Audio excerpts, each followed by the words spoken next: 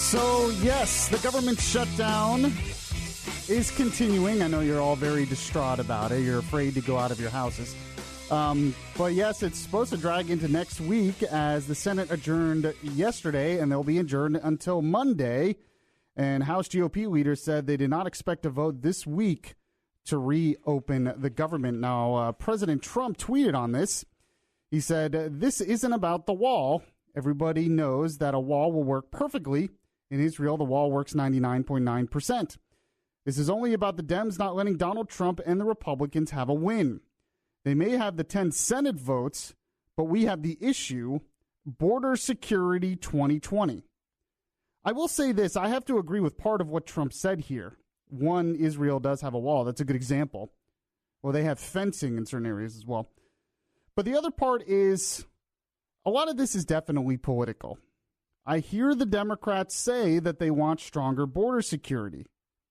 One of the most frustrating things about this to me is it doesn't seem unreasonable to want to build a wall or want to build some type of fence in the parts of the border where that's possible. Now, even Trump has admitted that there are parts of the border you can't build it because you have mountains and other type of terrain that it just would be impossible to do. But there's no doubt in my mind that a lot of this is partisan politics. That the Democrats, their real goal here is to make sure Trump doesn't get his wall because that would be a huge political win for Trump and a loser for them. That being said, you could say the same thing about Republicans. That Republicans want to do this, well, not really Republicans, but Trump himself wants to do this for political reasons. I have a question. Yes. President Trump has claimed that Americans want a wall. Yes. Now, I'm sure Americans want border security, and I'm sure polls show that. Have we seen a poll where the majority of Americans specifically want a border wall built? I'm not sure, actually. There was a poll that came out yesterday by Reuters that says they want Trump to compromise on this, that they don't want him necessarily to have a wall, but they'd rather have him compromise Democrats to get the government back open.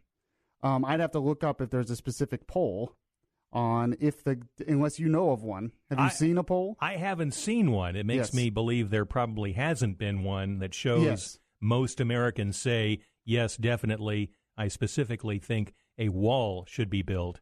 I think I've seen polls where Americans say, yeah, I want more border security. Yeah. Oh, and I think the majority of Americans, like you said, do want more border security. And to me, if you want more border security, there are lots of different things you can do, but a wall seems like one thing that would work, at least partly work in the process.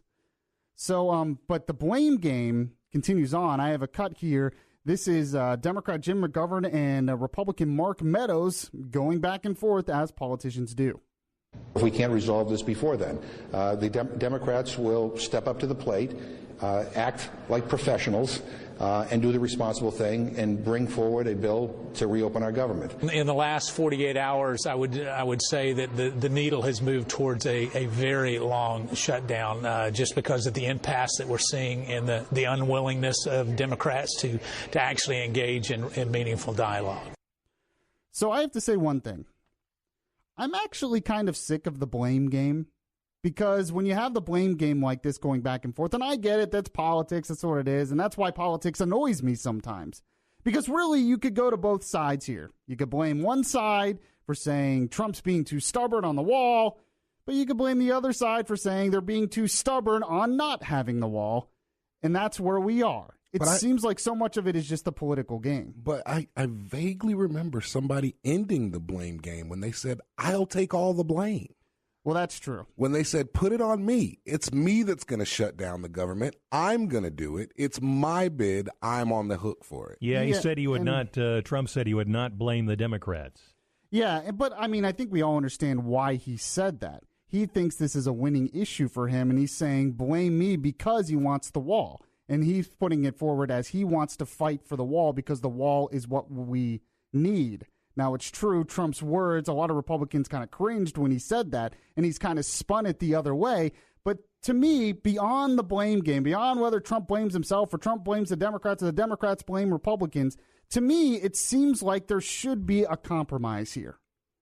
That there really should be a compromise. That one, Let's have some funding for the wall. It doesn't seem unreasonable to me. It really doesn't, to put funding towards some kind of physical barrier on the border. He's never going to get the wall. The Democrats are never going to give him the wall. And this is the point. That's what I'm saying. There should be some compromise here where he could get some money for a wall, and maybe Trump could give them a deal on the Dreamers or something. That's the point. And you're right. There could be a compromise, but like we've said this before, the reason he's not going to get the wall is because of how he presented it in the beginning. See, you believe that he presented in the beginning and that he said Mexico was going to pay for it, and that's the reason he's not going to get the wall. That might be a reason, but that's not the only reason. I think if Trump never had said that the Democrats would still be opposed to the wall, because you have people like Nancy Pelosi out saying the wall is immoral. I mean, she actually said those words. She didn't say it's immoral because we're paying for it. She said it's immoral, period. And I think that's going to be a problem for the Democrats as well. We'll talk more about this. We have Orlando's news, weather, and traffic in just 2 minutes. News Radio 93.1 WFLA. So, yeah, I just read that Trump tweet dealing with the suspected criminal, illegal immigrant, who shot and killed that cop. It's a real tragic story. And the latest this morning is that the suspect sought a connection with the murder of California cop earlier this week is in the U.S. illegally, according to Fox News. Authorities revealed that yesterday. The unidentified man alleged to be behind the slaying of Newman Police Corporal Ronald Singh, who was 33 years old, is considered armed and dangerous. Now, the California Sheriff, Adam Christensen, said in a news conference on Thursday afternoon that he is vowing that the manhunt would relentlessly continue. That sheriff, and I have a cut here, also said this.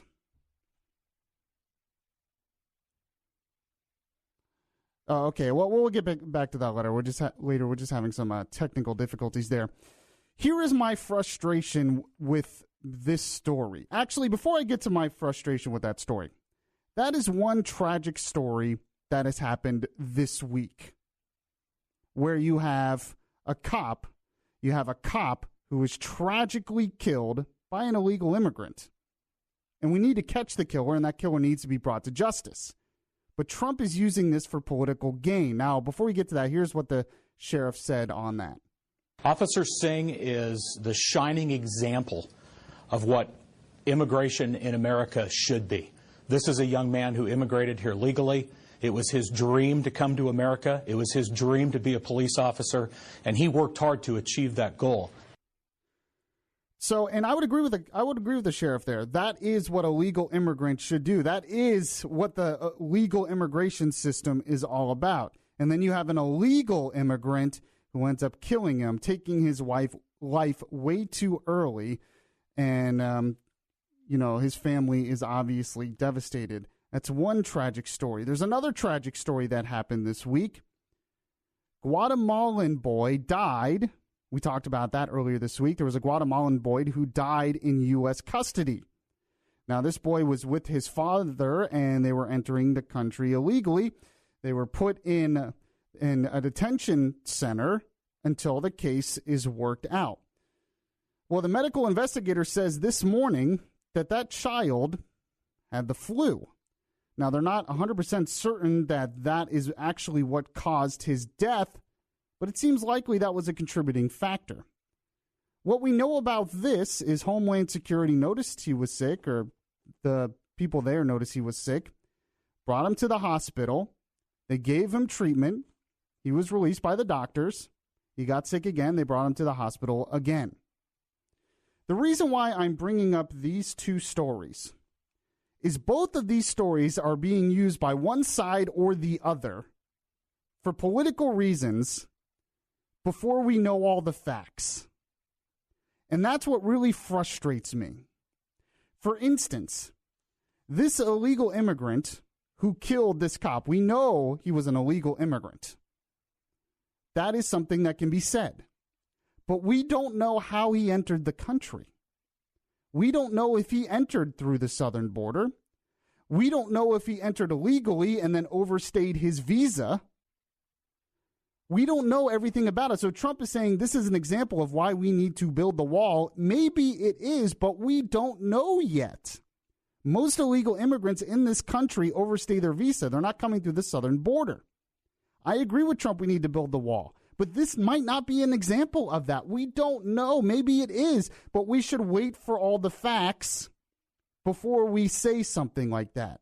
And that is the same I'm going to say to the left on this story about this Guatemalan boy.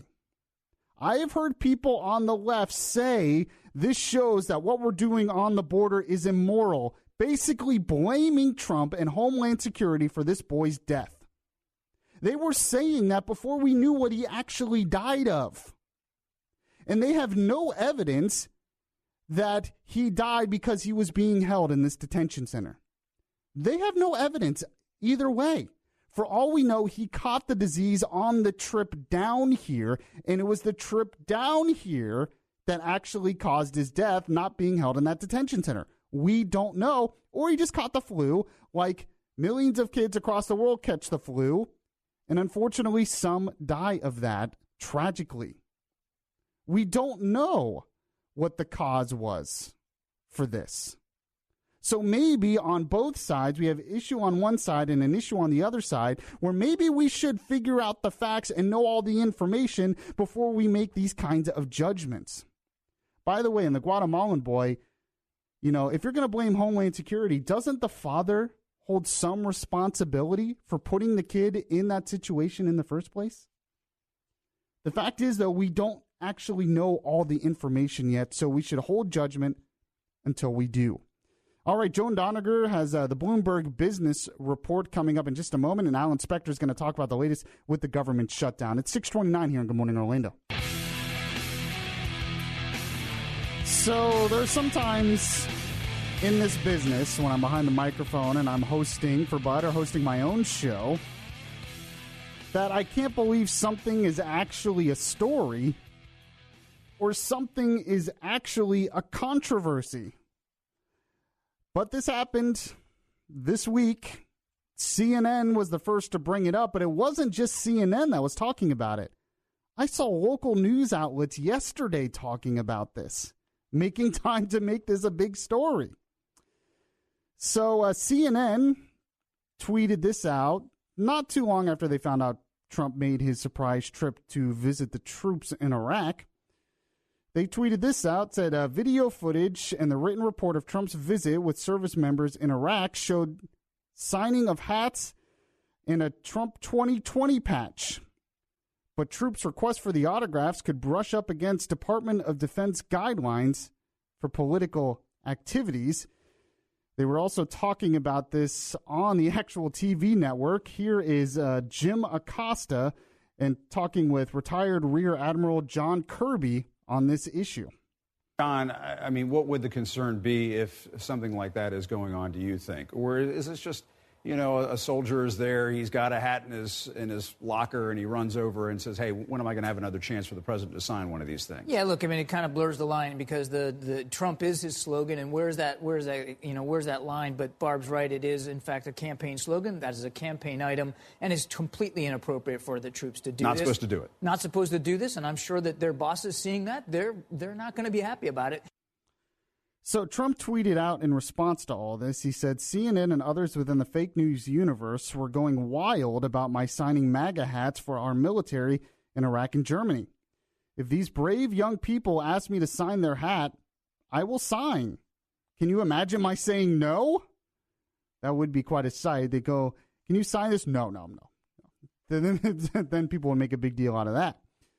We brought or gave no hats, as the fake news first reported.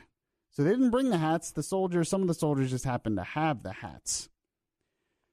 My first thought on all of this is instead of criticizing the troops for having them bring hats to sign when the president visits them, how about we just thank the troops for serving our country overseas away from their families on Christmas Day and just leave it at that? Do we really have to bring up this controversy? I mean, we know why CNN did it, but what's really amazing as well is there was an interesting tweet by the Reagan Battalion on Twitter where they actually showed pictures of Obama, President Obama, former President Obama, and Michelle Obama doing the exact same thing with troops. I don't remember it being a big story back then. Actually, pictures of Obama visiting troops, signing autographs of Obama material, and Michelle Obama doing the exact same thing with troops in uniform. Now, some are saying this shouldn't happen because they were in uniform. Well, they didn't make a big deal back then. But how about it's Christmas Day? How about we just thank them for serving our country on Christmas Day away from their families and leave it at that? Why is this a controversy? All right, speaking of that trip to Iraq, apparently Trump angered some of the Iraqi lawmakers. We'll talk about that next. We have Orlando's news, weather, and traffic in just 2 minutes. News Radio 93.1 WFLA. Yes, and this is Yaffee filling in for Bud. Bud will be back next week and, well, next year, and I'll be here with him as well. By the way, if you want to follow me on Twitter, you can follow me on Twitter at BeyondReasonR. That is my Twitter handle. Or just search for Michael Yaffee. And if you want to see the amazing gift my girlfriend got me for Christmas, kind of has to do with Trump, you can follow me on Instagram. Follow me on Instagram. Just search Michael Yaffee, and you will see it. And everybody loves it. It's so awesome. It's like the best gift. It really was the best gift. I've never loved somebody else's gift so much. So it has to do with Trump, so go check that out. By the way, before I get into the next story, I have to remind you, it is Free Movie Friday. I know a lot of you will have a 4-day weekend, plenty of time to go see a movie, but Free Movie Friday with Adam Tickets is here. It's back, and here's your chance to win free movie tickets. Text now. What you want to do is text the word record. Text record, R-E-C-O-R-D, to Adam1. Text record to Adam1. That's 28661 for your chance to win the Adam Tickets app, where you can browse movie titles, buy tickets, and more. So one of the controversies, Alan Spector actually reported on this a little bit yesterday, but I did a little more reading into it. And this was another thing that I actually couldn't believe was a controversy. When President Trump made his surprise trip to Iraq, the troops were happy, but some people in Iraq were really upset. The parliament there is so upset that some of them are calling for the troops to leave. Get out. Really? How about they just thank the troops for helping them crush ISIS and preventing ISIS from taking over most of that country? How about they just do that instead of saying, leave? Now, hopefully President Trump doesn't listen to them and say, okay, let's leave, like he did to Turkey and Russia over Syria. But a range, I'm reading this in the New York Times, a range of Iraqi politicians criticized President Trump on Thursday over his surprise visit to a United States military base in Iraq. And some called for a parliamentary debate on whether American forces should leave. But the criticisms underscored the political delicacies surrounding the United States military deployment in the country 15 years after the American-led invasion that toppled Saddam Hussein. Now, one thing to know about what's going on in Iraq right now, especially after the recent elections there, is the country is very split. You have the Shiite majority, and then you have the Sunni minority, and then you have the Kurds to the north. Now, a lot of the Shiites don't like the United States. A lot of the Shiite majority, even though they should be grateful that, we were there to help defeat ISIS, they have so many ties to the country next door. That would be Iran. So a lot of the parliamentary people over there, their interests are helping Iran and helping build Iraq ties to Iran. Well, obviously, a U.S. troop presence in the country isn't going to help them do that. So that's kind of one of the real reasons why they want troops to leave. Troops have actually helped them a lot, and they keep a lot of stability in that region. And like I said, the parliament should be thankful because that parliament would not exist without the U.S. troops. But you have to understand the geopolitics of this. You have a lot of Shiites over there and a lot of people over there that have ties to either Iran or they have ties to Syria. And all of these things get in the way of wanting to be nice to the United States. But they're calling on us to leave. I just say, forget it. Now, they're upset at Trump because Trump did not meet with the prime minister of Iraq yesterday. A lot of that was just logistical reasons, and it is being reported that Trump did talk to him on the phone, and Trump plans to meet him in the future. But you have to take what the Iraqis are saying with a grain of salt. They're saying this is an attack on our sovereignty. They don't care about an attack on their sovereignty. They care about being nice to their new friends, Iran, next door, which is one reason why U.S. troops actually need to stay there. And, of course, one reason I believe that they should have stayed in Syria as well. All right, Alan Spector has a story on gas prices going down, continuing to go down. I never thought I would see these prices again, and much more. It's 6:58 here on Good Morning Orlando.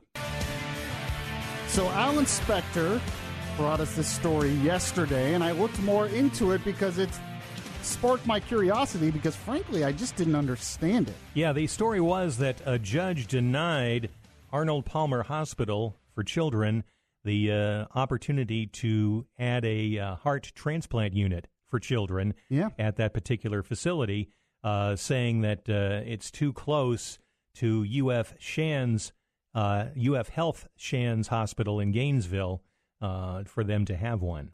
Yeah, apparently, according to the Orlando Sentinel, it's the second time this year that an administrative law judge called for the rejection of a proposed pediatric heart transplant program that would treat patients in Orlando. The judge's name is W. David Watkins, and in an 82-page recommended order, he said it did not show a need to establish another program in the state to provide relatively rare heart transplants to children. As you had pointed out yesterday and earlier in the show as well, they're saying that because there is one in Gainesville at the University of Florida Health Shands Hospital in Gainesville, they're saying, well, you don't really need one, so we're going to say you can't have it. So I'm like, how is it that a judge can even do this?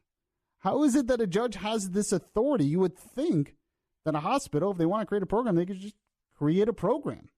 And if they wanted to help people in their community, why would we stop them from doing that? Well, it turns out that there is a law in Florida, and there's actually laws like this in many different states, where they have the Agency for Healthcare Administration has a regulatory approval known as the Certificate of Need. Or CON for short. Perfect. The old CON. CON. The Certificate of Need. How Soviet does that sound? That if you have a private industry or a private organization and you want to do something, you have to go forward to a government panel. And that government panel decides, well, we're going to make a decision if you really need this. Is it weird that I kind of feel like these are like people in hoods and dark robes sitting above like on a high table, and the people that want something go to beg them, can we do this for the children? No! The Certificate of Need no, we can't says you can't. We can't have people going around performing heart transplants on kids willy-nilly. Right? You would think that the more is better.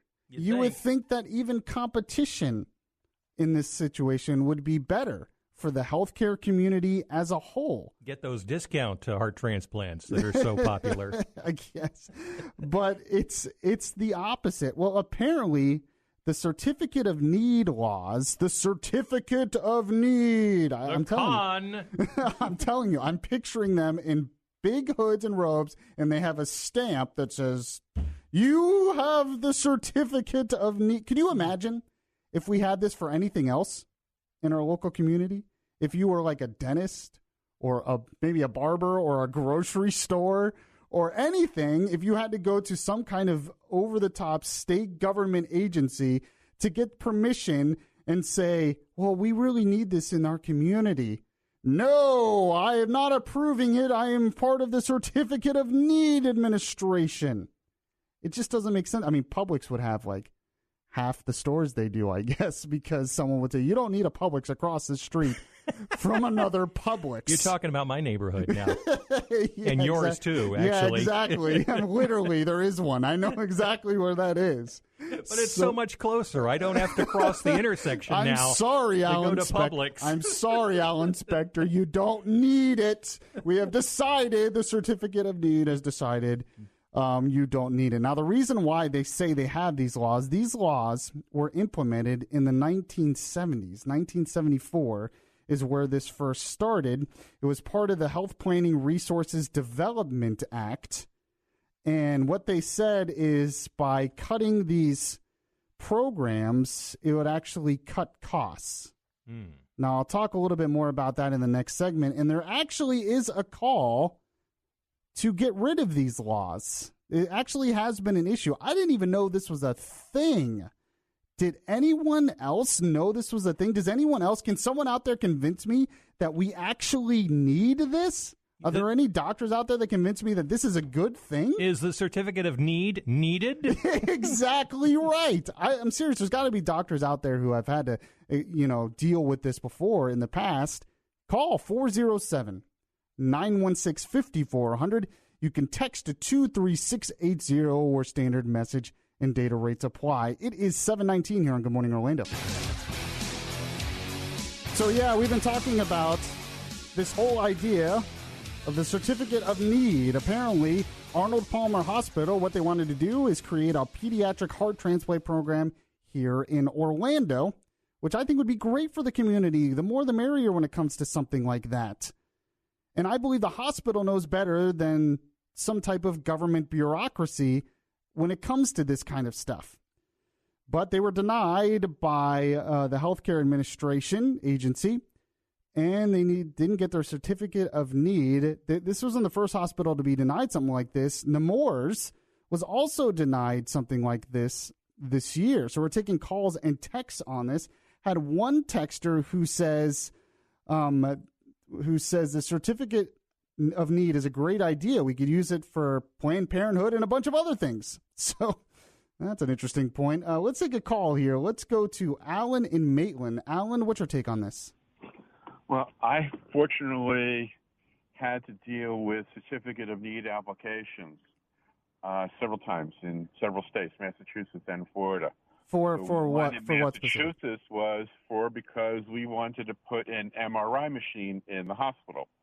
And that was denied because they wanted to do it as an outpatient clinic. That would have been too inconvenient for the outpatient clinics. So we could get a portable one for 1 day a week or 2 days a week, but that was all. And they would have to be transported out of the hospital. The one in Florida was because we wanted to build additional beds because we were at full capacity, and they told us, no, you don't need that, and since you're the only residential treatment center in Central Florida, they can go out of state. What? Yeah. Unbelievable. So, I mean, how frustrating is it for you that you obviously know better than the people in this agency that approve this, yet you have to go to them, the state, for approval on something like this? Yeah, and not only that, it costs us $75,000 to get the plans drawn up so we could submit it, and then there's a $5,000 application fee. Oh, I didn't even think about the cost of it. You're exactly right. It costs a lot of money as well. Wow. Yeah, because I mean, we were only asking for beds. I mean, I can't imagine what it would be like to do what they're talking about. Is probably $250,000 that they spent just drawing up everything, getting everything done in order to submit it. And then you talk about the lawyer's fees, because these are judges. I mean, you have to go with an attorney. You can't go. A medical doctor or a medical provider without who knows an attorney best, of course, cannot go there. Wow. Could you? I mean, yeah. Thanks for your call. I really appreciate it. I mean, just imagine this in any. How socialist is this? This is as socialist as it gets. when it comes to something, when it comes to an industry, where you literally have to have permission. You have a private business or a private organization. You have to have permission from the state to be able to do what you want to do. And they have to give you a certificate that sounds as Soviet as it gets, straight out of the Soviet Union, seems like, where you have to have a certificate of need. One person said, we don't have a certificate of need for 40% of the government, as we can see in the shutdown. That's an interesting point. Another person texted in and said, the idiot judge obviously doesn't know the power of competition in any industry. But a lot of people are pointing out that this is definitely something that needs attention. By the way, I wanted to point out as well that this has gotten attention from the Trump administration. Believe it or not, just last week, actually, I think it was this Monday, the Trump administration urged states to scale back their certificate of need laws and scope of practice rules as the executive branch promised to push back against hospital consolidations. Another effect that comes from this certificate of need stuff and these agencies is hospitals have to consolidate. So why do you have these big hospitals consolidating and getting rid of some of the smaller doctors? One reason is because of this law. And the Trump administration is actually fighting to get rid of a lot of these laws that are preventing, say, Arnold Palmer from being able to do what they want to do, which would be good for the community. So I totally support the Trump administration on this. I think it's a completely outdated law. It was done by people who thought the government, the state, would know better how to regulate the industry than the industry itself. And we know how that usually turns out. And by the way, the Democrats are still pushing for Medicare for all. This is a great example of why we don't need that. I'm going to talk more about that in the next segment, but we have Mr. Alan Spector who's coming in. He is going to tell us the latest news. And what is he going to talk about here? He's going to talk about the government shutdown that's continuing and advice for making New Year's resolutions. It's 7:29 here on Good Morning Orlando. So I had to talk about this, especially after what we just talked about in the last half hour, in terms of how we have the state already overregulating part of the healthcare industry in Florida, where this Arnold Palmer Children's Hospital, they couldn't start a new program because they had to get approval from the healthcare agency and get a certificate of need. Think about that for a second as I tell you this. Presumptive Speaker of the House Nancy Pelosi, the Democratic Progressive Caucus, and other Democratic leaders released a series of draft agendas outlining their competing plans for the first few key months of the half Democratic Congress, calling it a better deal and the Green New Deal. And one thing they're proposing, well, Bernie Sanders has been calling for a lot. Here's an example of Bernie Sanders calling for one thing. It's going to be at the top of the Democrat agenda this next year. The strengths of a Medicare for All program are not only its universality and its cost effectiveness. It also ends the complexity of a system which adds enormous stress at a time when people need it the least. Yes, Medicare for all. We've heard more and more Democrats calling for this, and it is going to be one of the things that's at the top of their agenda. Here's a couple of the other things that they're going to have at the top of their agenda. Talk about getting free stuff. It includes everything from universal high-speed internet. Internet is a right. I'm guessing that's what they're going to go with. I don't know. To protections for unions, free universal child care, government-sponsored prescription drug markets, a rollback of the Citizens United decision that allows corporations to make political contributions, expanded federal public housing. Oh, just what we need to expand that. Let's have another 2008 crash. Yay. And an effort to overturn the Republicans' 2017 tax reform bill. The proposal also alludes to jobs for all and education for all, likely putting national service and free college on the agenda. So we have Medicare for all, internet for all, jobs for all, education for all, and of course, they didn't say this, but I'm going to say it, high taxes for all, because somehow this is going to have to be paid for, and you're not going to be able to tax the rich to do all this. Now, I just have to say, one of the things that really annoys me is their argument against the cost of universal health care. There are studies done by the left and the right that showed it will cost about $32 trillion over 10 years for Medicare, for Bernie Sanders' Medicare for All plan. What they say usually in response is, well, that's cheaper than what the country is paying right now. So? That doesn't make it better. I guarantee you if the government took over the grocery store industry in this country, they could make it cheaper. Oh, government's new plan for universal grocery stores. It'll cost $30 trillion over so many years. Well, that's cheaper than what we're paying now. Oh, yeah, but the government is running my grocery store and it sucks. So that's what's going to happen with Medicare for all if we go in that direction. And what I just talked about in the last half hour was a great example of what's going to come with Medicare for all. You think the Certificate of Need program is bad. That is nothing compared to what would happen if the government runs the healthcare industry in this country. You don't want those government groceries? No, I don't. I just don't think that's going to be, especially when the Certificate of Need expands to the groceries at the government store. Sorry, Snickers, you can't make your new peanut butter Snickers because we don't really need that. We're not going to give it the Certificate of Need approval. All right, we have the Rush Morning Update and much more at 7:49 here on Good Morning Orlando. Yes, welcome back to Good Morning Orlando here on News Radio 93.1 WFLA. We're still on AM 540 as well. You can get us on your HD radio at 107.7 HD3. And I know a lot of you got either an Amazon Echo, a Google Home, or some type of Apple device for Christmas. And you can listen to us via the iHeartRadio app on all of those devices. Tell Alexa to listen to News Radio 93.1. You can tell Google to listen to News Radio 93.1 WFLA, and the same for Siri.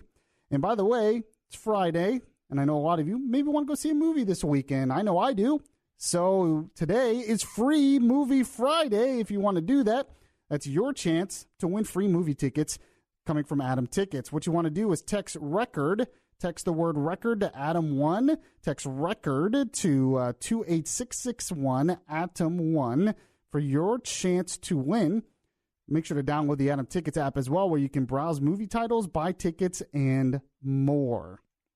So I thought since it's the last show of the year, I would go over some stories in the next hour that make me concerned for the future. So some things that happened in 2018 that make me worry about the future.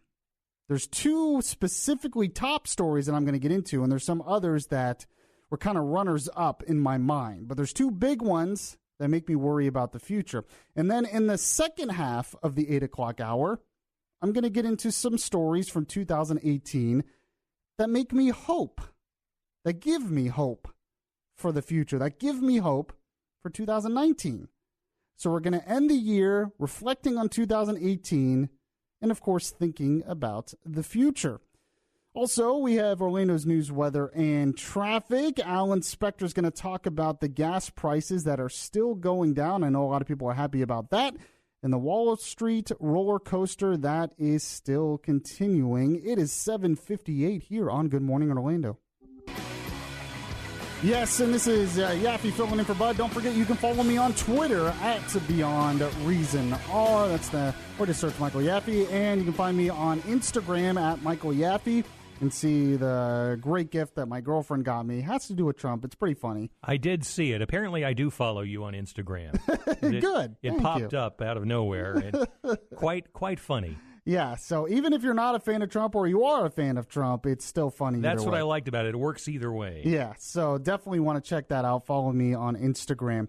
So I thought I would go over some stories from 2018 or some trends from 2018 that make me worry about the future. Now, we got a couple of texts coming in on what some other people said make them worry. One person said, the big concern about 2018 was the rise of socialism with our young people. Another person said the rise of Antifa. So before I get into the top ones that make me worry for the future, there's some other ones I'm going to kind of brush over real quick. One is the Democrats taking the House. I think the divided government's going to be a problem because there's going to be a lot of investigations and everything else, and the shutdown is just going to be the beginning. The other one is the radicalness of part of the Me Too movement with the whole Brett Kavanaugh thing. I understand that an accuser should be heard, but a lot of people thought the accuser should be believed even before evidence was presented, and I believe in innocent until proven guilty as something that's good for our country. Another thing was the mass shootings definitely concerned me. I know that was one that concerned you as well, Alan Spector, the mass shootings this year. Oh, yeah, and, especially the shootings when you're talking about schools. Yeah. And not only the mass shootings, but almost every other day you're hearing about some kid who brings a gun to school. Yeah. And this, as I've mentioned a couple of times, I've got a granddaughter about to turn 2 years old, and this makes me frightened for her in a few years when she's going to be attending school. Yeah. Now, believe it or not, shootings in schools are actually down overall compared to just 10 and 20 years ago. So that's kind of a amazing statistic. But the thing with mass shootings is it kind of creates a copycat effect. So once one person does a mass shooting, the other people who have that tendency are going to, see that and want to do it. And that's really one of the biggest problems. So those are some of the runners up of things that concern me. But believe it or not, the thing that really concerns me about the future of this country, because it can lead to very damaging things, and that is the spillover of angry politics into our private lives. And what I mean by that, there's a couple examples I mean by that. For one, what happened this year with a couple of Republicans when they went out to restaurants. For instance, Mitch McConnell had this happen. Ted Cruz had this happen. Kirstjen Nielsen had this happen. And on the Democrat side, Nancy Pelosi has had it happen to her as well, where they were being harassed, when they were going out to eat to a restaurant. So they're in a venue, they're just with their families or their loved ones or whatever, or even by themselves, and they're just trying to get a meal. And there was a time where you understood that was not the place to protest and get into politics. There was a divide between you talk politics, you have the angry debates in certain areas, and then outside of that, you leave people alone to what they're doing. They're still American citizens. There's a place for these things. You could You go to the U.S. Capitol building and hold a sign outside, that type of thing. But to accost people, as you said, in their private lives, going about their own family business, to me, that's crossing the line. And the reason why that disturbs me, because it kind of hurts the civil society. So for America to work, we have these deep political discussions, and they can be very angry and they can be very divisive. But there's also a civil society outside of that. For instance, when you're with family or you go to your church or you're out to eat or you're shopping at the mall, you shouldn't be afraid of being accosted or harassed or anything else just because of your political beliefs.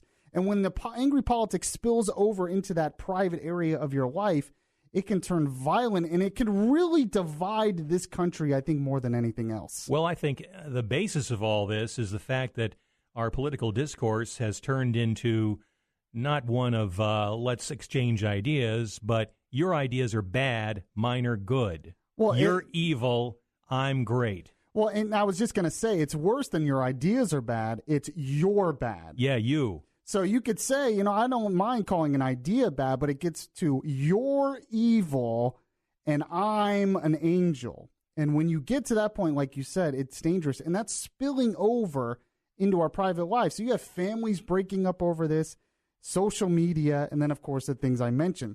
Also, another example was like Tucker Carlson, where they came to his house. He wasn't there, but his wife was there, and she was scared because they had protesters outside the house. That was ridiculous. And then you had, protests in terms of, Publix. They had the die-ins because Publix gave money to Adam Putnam, and they did this mass protest where they were interrupting shoppers. I just really fear, because one thing that, kind of unites this country in a way is commerce, is going and doing your own business. One place that you can go to find the most diversity of people basically living civilly with each other is the mall, believe it or not. I was thinking about that over Christmas. I was at the mall, and when you look around the mall, you have such a diversity of ages, such a diversity of, Race is such a diversity of people of all different kinds of orientations, and they're living civilly because they're participating in commerce like we all do. If our angry politics prevents us from doing that, you're going to have a very big problem in this country, a very big divide. So that's one thing that definitely worries me about the future. There's another big story that I know you're probably thinking this, and Bud talks about it a lot, that definitely worries me about the future of this country. Is this about the Yankees not making the World Series this year? How did you know? Because that's really concerned me. That was that was actually what gives me hope for the future, believe it or not. Oh, come on. Latest news, weather, and traffic in just 2 minutes. News Radio 93.1 WFLA. So I talked about some of the stories, some of the things that happened in 2018, some of the trends that have happened in 2018 that make me worry for the future of this country. The biggest one was the spillover of angry politics into private life. I gave some examples of that. We have some texters weighing in, though. One person says this: what worries me is the seemingly insurmountable opposition that the President Trump faces. Another person says YouTube censoring conservative videos is chilling. So those are some concerns that people have for the future of the country. No one has mentioned the second one on my list, even though you would think they would. The second thing that worries me about the future of this country is, of course, the national debt. Once again, this country and both sides of the aisle are to blame for this, are not dealing with the problem of the debt and the deficits. And if we continue not to deal with it, the problem is only going to get worse, especially as interest rates go up. Now, it was released earlier this year by the CBO that within a decade, government could soon be paying more in interest on its debt than it spends on military, Medicaid, or children's programs. It could be spending within a decade more than $900 billion in interest payments on the debt, which easily outspends other programs. And the deficit right now, I was just looking at the debt clock here, the deficit right now for this year is over $6 trillion, and the national debt is very close to $22 trillion, and unfunded liabilities is up to $116 trillion. This is a huge problem, and as the debt is going to eat up a lot more of our budget, they're going to have to raise taxes to pay for it, or they're going to have to cut spending, which I would like them to cut spending, but they'll have to cut the entitlement programs to do it. And the other problem is basically we're just not going to be able to pay for it, and inflation could go up as a result as well. You know, I think part of the problem is that the number is so huge now that people can't even get their mind around it. If you told me we were $3 trillion in debt as opposed to $22 trillion as we are, it wouldn't make any difference to me. Right. To be honest, it's like, well, it's a lot of money. And that's actually a really good point, and that's why I brought up how much it's going to cost to finance the debt in our budget every year. Because you're right, that numbers are so large, you can't even really comprehend that much money. No. But what you can comprehend is that it will cost more to service that debt than the military and Medicare and so forth. And I think putting it that way, that every year just to service this debt, it's going to cost that much money, is going to be a major problem. And eventually, when the debt gets so big, it hurts economic growth in this country. It's been shown. So we've had really good economy this year, really good economic growth. But if we don't deal with the national debt, that is going to be harder and harder to sustain. By the way, a lot of that spending is done automatically, believe it or not. It says every year the spending that's under Congress's full preview, discretionary spending, becomes a smaller and smaller share of the budget. It's because the rest of Uncle Sam's spending grows automatically. Back in 1970, the share of discretionary spending was 62% of the whole budget. Today, it's down to 30%. And absent any fiscal reform, by 2040, it'll be 20% of the budget. So Congress will only have really control of 20% of the budget. So what, is the government now just doing automatic drafts like I do from the banks for my power bill? I guess so. Well, the entitlement programs will have to be reformed is basically the point that is making. So those are the big stories that worry me. In the next half hour, we'll go over the stories that give me hope for the future. We'll have Orlando's news, weather, and traffic in 2 minutes as well. News Radio 93.1 WFLA. All right, so in the last half hour, I was talking about the things that have happened in 2018 and continue to happen in 2018 that make me worry about the future of the country, and we have a call on that. Let's go to Wendell in Orlando. Wendell, what's your take? Hey, Yaffee, you're right. The majority of our citizens have no clue about our national debt, about anything that goes on financially. They've got their heads stuck in their phones. There is one man that is trying to do his best to take care of that for us, but he seems to get no support from the citizens, from his fellow politicians. What we need to do is rally around him. One of the biggest things is that the money that we hand out around the world for the stupidest things has to get under control. Our entitlements, we're going to have our entitlements for a long time. Those are our citizens. That's our family. But the people that are around the world, the countries that are around the world that are taking our money, that are trying to kill us, that's going to have to stop.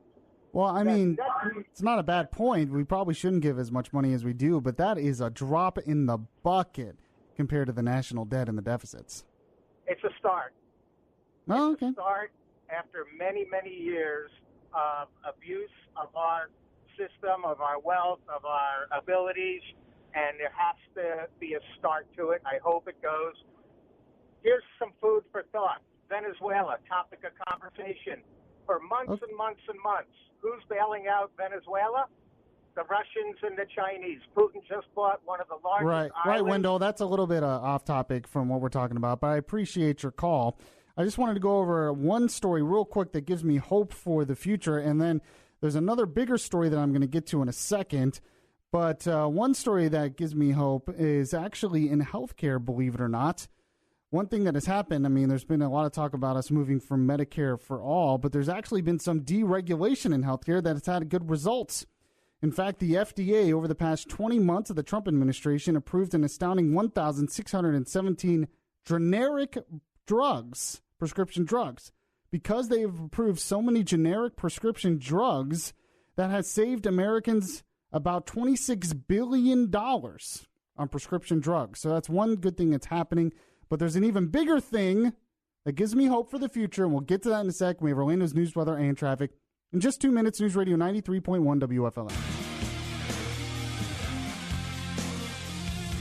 And this is Yaffee filling in for Bud. The last show of 2018 for Good Morning Orlando. We're going to have special programming on Monday and Tuesday, New Year's Eve and New Year's Day.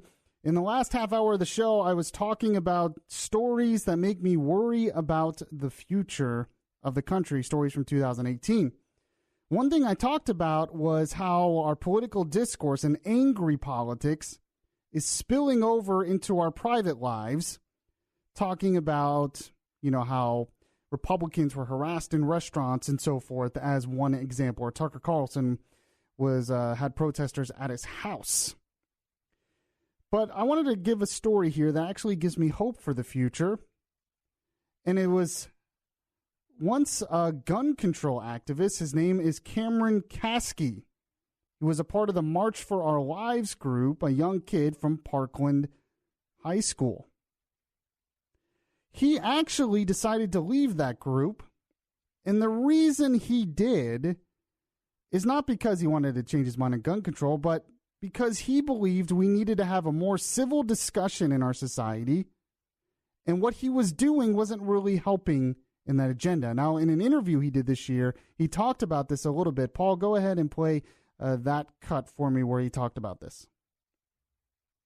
I think that, strangely enough, the conversation that needs to be pursued is the conversation about conversations, is the fact that, if I'm speaking to somebody who does not share my views on abortion, that does not mean that they want to kill babies or they want to oppress women.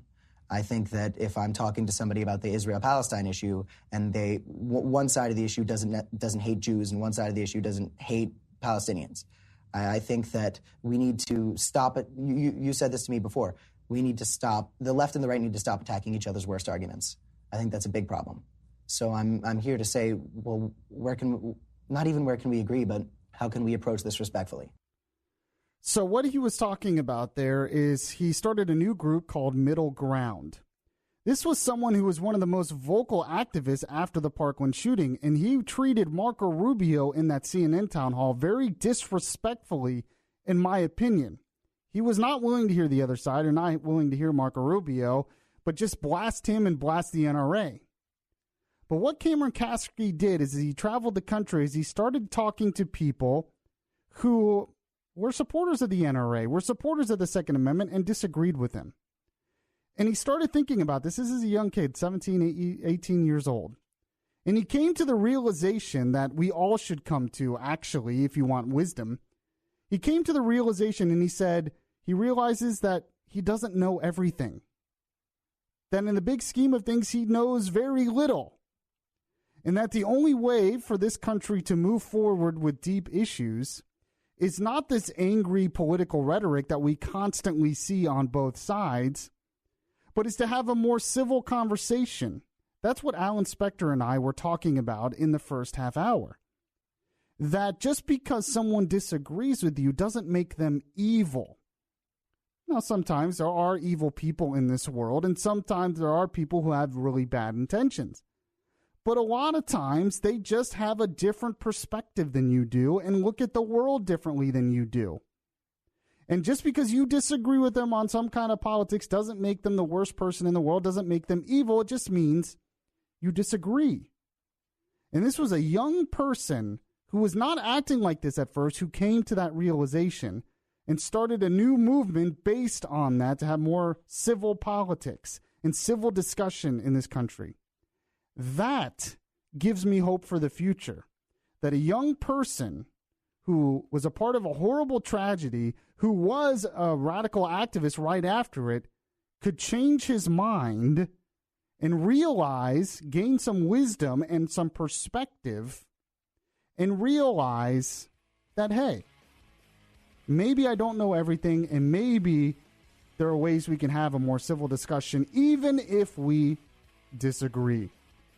So that does give me hope for 2019. I hope to see more of that in the next year. And I hope that you have a wonderful New Year's Eve celebration and a wonderful new year. I will be back here, of course, producing the morning show and co-hosting next year. And, but we'll be back the second. Like I said, we have special programming on Monday and Tuesday. And don't forget, you can catch us on the iHeartRadio app, on your smart devices, or on HD Radio 107.7, HD3, AM 540, 93.1 FM. I'll end the show and the year just like Bud does. God bless you, and God bless America. Catch you next time.